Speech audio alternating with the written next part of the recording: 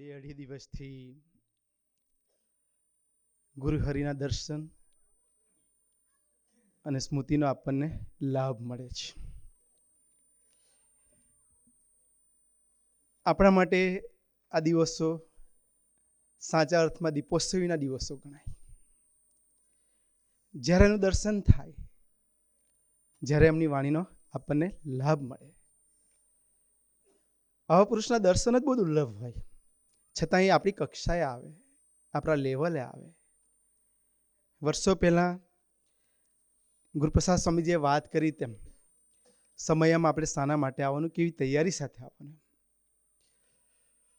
અમદાવાદના એક રમેશભાઈ પ્રજાપતિ નામના એક હરિભગત છે.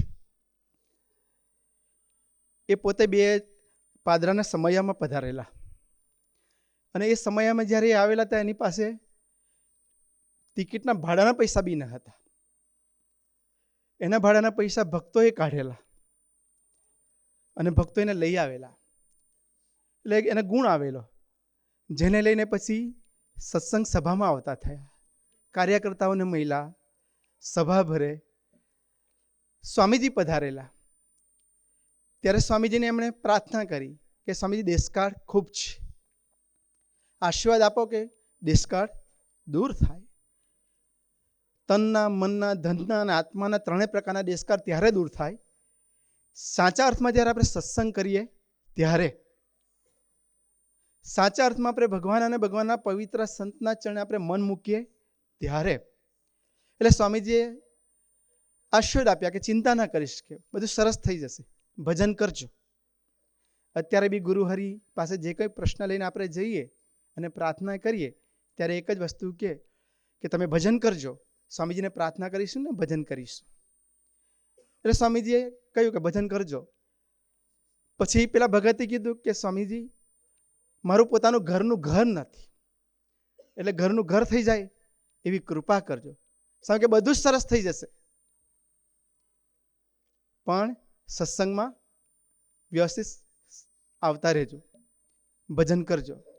ત્રીજી વખત પ્રાર્થના કરી. પણ સ્વામીજી, જે ઘરમાં અમે રહીએ છીએ ને, ભાડાના ઘરમાં રહેતા હતા, ભાડું ભરતા હતા, એ જ ઘર અમારું પોતાનું થઈ જાય એવા આશીર્વાદ આપજો. સ્વામી કે બધું જ થઈ જશે, એક વસ્તુ પાકી રાખજે કે ભજન કરજો અને સંતો સાથે દોસ્તી રાખજો, ખુલ્લા દિલનો સંબંધ રાખજો. અને સ્વામીજીની કૃપા અને આશીર્વાદથી એ ઘર થઈ ગયું પોતાનું. અને સ્વામીજીએ કહ્યું, પણ એ ઘરને સ્વામીજી આશીર્વાદ આપતા કહ્યું, એ ઘરને મંદિર બનાવજો. ઘરમાં ઠાકોરજીને પધરામણી થાય, ઠાકોરજીને નિવાસ કરવાનું મન થાય એવું ઘરને બનાવજો, ભક્તિમય. સ્વામીજી મહારાજ તો સ્વધામ પધાર્યા. પછી 26/9/2022 રોજ આપણા ગુરુહરિ, પ્રગટ ગુરુહરિ પ્રબોધ સ્વામીજી ઠાકોરજી લઈને એના ઘરે પધરામણીએ પધાર્યા, થાળ કરવા પધાર્યા. એના ઘરે થાળ રાખ્યો. થાળ પત્યા પછી ભગતે પૂજન કર્યું, હારવિધિ કર્યું. અને ત્યારે ભગત બોલ્યા કે સ્વામીજી આશીર્વાદ આપેલા, પણ રિયલ અર્થમાં, સાચા અર્થમાં આજે આ ઘર સાચા અર્થમાં મંદિર થયું. હા, હવે સાંભળજો. એ ભગતને એવી ટેવ કે રોજ સવારે ઠાકોરજીને આરતી કરે, દીવો કરે અને પૂજા કરે ને, ઠાકોરજીના મંદિરે બેસીને ત્યારે ચા પીવા જોઈએ. તો પાછી ચા કેવી કે એની અંદર થોડું દૂધ ઉમેરવાનું. ચા બરાબર કડક બનાવી અને એની અંદર થોડું પાછું દૂધ ઉમેરવાનું. અને પાછું ભગવાનનો ભગત આપણે બધા સંભાળતા ઠાકોર જમતા બી ઠાકોરજીને સંભાળીએ ને, તેમ એ બી ઠાકોરજીને ધરાવીને પાછા પીવે, મંદિરે આગળ મૂકે ઠાકોરજીને. શું મૂકે? ચા. અને પછી પૂજા પતે, દીવો આરતી, પછી પાછા પોતે પી જાય પ્રસાદ કરીને. ચા જ મૂકે છે એટલે અટકી જાય એટલે બહુ સારું છે, બીજું વિશેષ ના મૂકતા. તે પછી શું થાય? રોજ એવું કરે.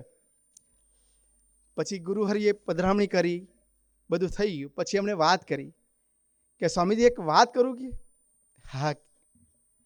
ત્યારે એના ઘરે એ દીકરો, કારણ કે એ સ્વામીજી જ્યારે પધાર્યા, પ્રભુ સ્વામીજી, ત્યારે આખું ફળ્યું, ભક્તિથી હિલોડે ચડ્યું હતું. અત્યારે 2 દિવસ ગામે ગામ જ્યાં જ્યાં જઈએ છીએ ભક્તોના ઘરે એક ભક્તિ ઉત્સવ દેખાય.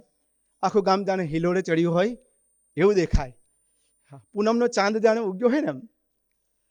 પેલું નહીં કહેવત છે, આ પાયે બહાર આવી ખુશ્બુ ગુલાબ કી લાય. તેમ પ્રભુ સ્વામીજી પધાર્યા તો ઠાકોરજીને લઈને આવે એટલે બધાના હૈયે હિલોડા ચડે, સહજ નેચરલ છે. તેમ એમનું ઘર બી એવી રીતે હિલોડે ચડેલું, બરાબર ફર્યું આખું.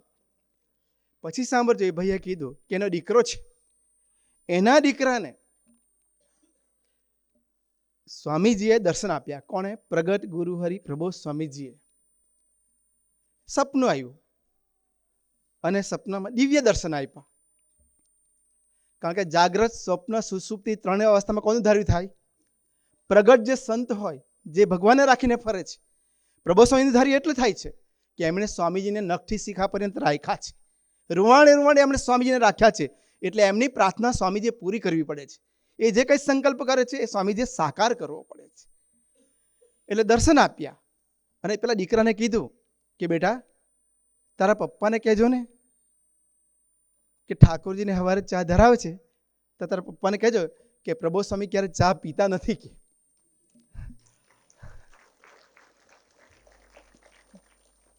એથી આગળ પછી દીકરા તો ઊંઘમાંથી જાગ્યા. પપ્પાને કહેવું કેવી રીતે? એટલે પછી નાહી ધોઈને તૈયાર થયા અને પપ્પાને ધીમે રહીને કીધું, રમેશભાઈને એના દીકરાએ, કે પપ્પા તમે સવારે ચા પીઓ ત્યારે શું કરો છો?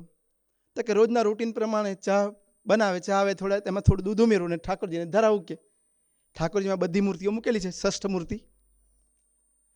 પછી દીકરાએ કીધું કે પ્રબોધ સ્વામીજીએ મને આવી રીતે દર્શન આપીને કીધું કે પપ્પાને કહેજો કે પ્રભુ સ્વામી ચા પીતા નથી, કે ચા ઠાકોરજીને ધરાવે નહીં. પણ ભક્તિભાવથી જે કંઈ આપણે ધરાવીએ તે કોને પહોંચે છે? આવા પ્રગટ પુરુષોને પહોંચે છે. જેવા ભાવથી દર્શન કરીએ એવા ભાવથી એ દર્શન આપે. જેવા ભાવથી આપણે એને નિરખીએ એવા ભાવથી એવી મૂર્તિ આપણને હૃદયની વિશે કંદારાય. છતાં બી દાસત્વ કેટલું બધું છે, સામર્થ્ય અપાર છે, છતાં દાસત્વ કેટલું બધું છે. સ્વામીજી જ્યારે હયાત હતા, પૃથ્વી પર દિવ્ય દેહ હાજરી હતી, અને ત્યારે કોરોના કાળ દરમિયાન સ્વામીજીને પેલી કાચવાળી કારની અંદર, કેમ્પસની અંદર ફેરવતા હતા, દર્શન આપતા હતા. કોઈ અનિદેશમાં જતું બી ન હતું. અને ત્યારે સ્વામીજી એક દિવસ અનિદેશ ઝરૂખામાં આવેલા અને ઊભા ઊભા ભક્તોને દર્શન આપતા હતા. સંતો બી હતા, પ્રભુ સ્વામીજી હતા, સહિષ્ણુભાઈઓ બી હતા. દૂરથી બે હાથ જોડીને દર્શન કરતા હતા. અને સ્વામીજીએ પ્રભુ સ્વામીજીના દર્શન કરીને જોઈ અને તરત જ કીધું કે પ્રભુ સ્વામીના કપાળના વાળ ધોળા થઈ ગયા છે, દાઢી પણ ધોળી થઈ ગઈ છે, પણ સુંદર લાગે છે, સરસ લાગે છે, હા, રૂપાળા લાગે છે. આ વાક્ય સ્વામીજી બોલ્યા એટલે ધીમે રહીને પ્રભુ સ્વામીજી બોલ્યા કે જે કંઈ છીએ અને જે કંઈ છું એ તમારે લઈને જ છે, અને એ તારે લઈને હું માંથી તુની યાત્રા કરાવવા માટે નિરંતર આપણી પાછળ એ દાખલો કરે છે. આપણે ભાગ્યશાળી એટલે જ, નસીબદાર આપણે એટલે જ છીએ. તો વિશેષ કંઈ વાત કરવી નથી કે આ 2-2.5 દિવસ દરમિયાન આપણા હૈયાને વિશે જે એમનું મનન ચિંતન થયું, આપણા હૈયાને વિશે, આપણા મનબુદ્ધિને વિશે જે એમનું ચિંતવન થયું, આપણી વૃત્તિ જે એમાં જોડાઈ, એવી ને એવી વૃત્તિ આપણી અખંડ એમનામાં જોડાયેલી રહે એવી કૃપા આપણા સૌ પર ગુરુહરિ કરે અને નાની મોટી ભક્તિ કરવામાં, આપને ઠાળ કરાવવામાં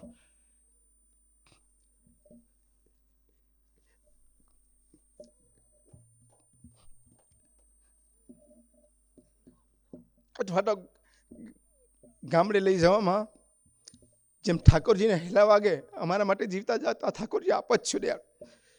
તો આપણે નાના મોટા કંઈ હેલા વાગ્યા હોય અને એવી ભક્તિમાં થોડી ઘણી કચાશ આવી હોય, એવા રસ્તાને લઈને કે ટાઈમને આપને આરામ કરાવવામાં જે કંઈ ભૂલ થઈ હોય તો આપના દીકરાઓ છો એવું માની અને અમારી ભૂલને ક્ષમા કરજો અને અમારા હૃદયને વિશે આપ અખંડ બિરાજમાન રહેજો એવી આપના ચરણોમાં અંતની પ્રાર્થના. આશીષ વચન ગુરુહરિ સ્વામીશ્રી.